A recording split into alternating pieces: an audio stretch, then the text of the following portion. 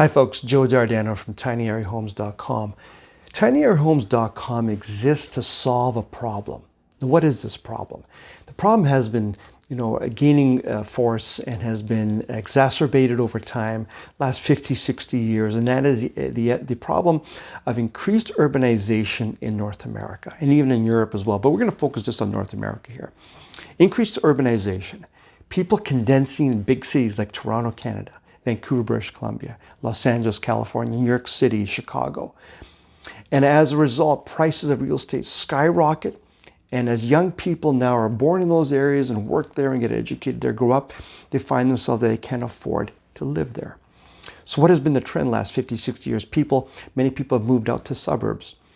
But the size of homes have been bigger than ever before. I mean, if you look at World War II homes, they're tiny little homes of 900, 800 square feet. The average size of the American home has gotten bigger and bigger over the years. So people move out. They'll move out to a suburb of Los Angeles and get a big, big home. But the cost of that home, because it's so huge, it goes up because, and the property values go up. So now in 2020, you see various issues going on in our world. Young people are saying to themselves, how can we afford to buy a home? Where are we going to live?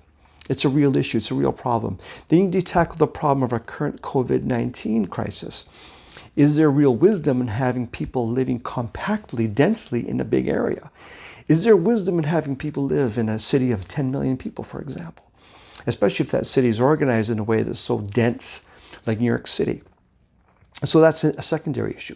The third issue, of course, is that people nowadays, more so than 50, 60 years ago, are more flexible in the work. Technology has allowed people to work from home and have more flexibility in their work environments. Not everybody, mind you, but more and more so. And so Tiny Area Homes really is here to solve a problem, to say, hey, maybe we want to looking at smaller spaces for the future. For young people to start thinking about, hey, let's go to smaller spaces and let's make use of that smaller space and be smart about it. Okay, number two, let's go to areas where perhaps are not as densely populated. If you look at the areas of land all over North America, we have a lot of land out there, a lot of very affordable land. And as I mentioned in an earlier video, I've become an expert in vacant land over the last 8 or 9 years. And so there's land in many, many places around North America that's very, very affordable, very cheap, and it's not being used. And it is available. And you'll see that, in American history, you've seen people, create cities and places where maybe they shouldn't have, or at one point seemed impossible, like, Las Vegas was built in a desert. Disney World in Florida is built on swamp.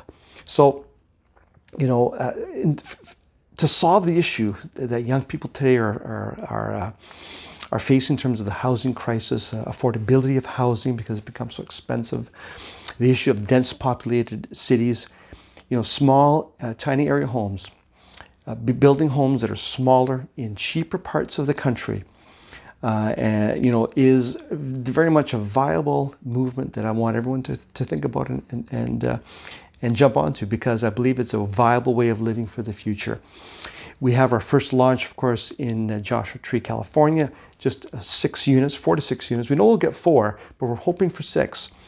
And that'll build a small community in that area. But we're looking for bigger projects. We're looking to jump, once this is launched and built and people are living there, we can look for bigger deals, city blocks, and work with communities and work with planning communities and governments in all parts of the country to welcome this type of living philosophy. Anyways, thank you for your time. Hope you catch the vision. Have a great day.